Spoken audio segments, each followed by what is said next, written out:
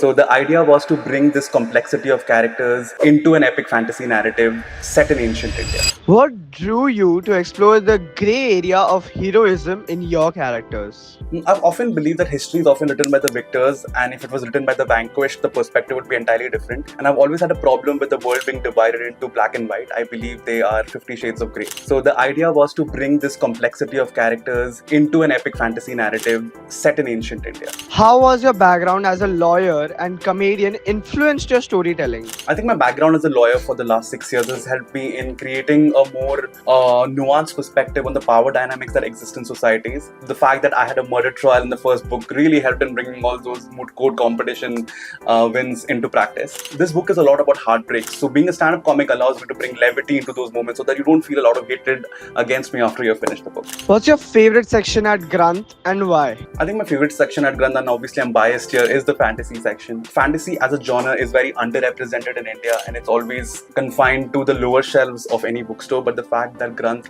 does take that extra step in giving them the spotlight is something which I'm very grateful for. In one word, what does Granth mean to you? A sanctuary where books are kept in such an intimate setting that where you can just walk in and feel like you have a cozy reading experience with your book and just yourself in this corner where I'm just sitting with a beautiful roadside view of Juhu.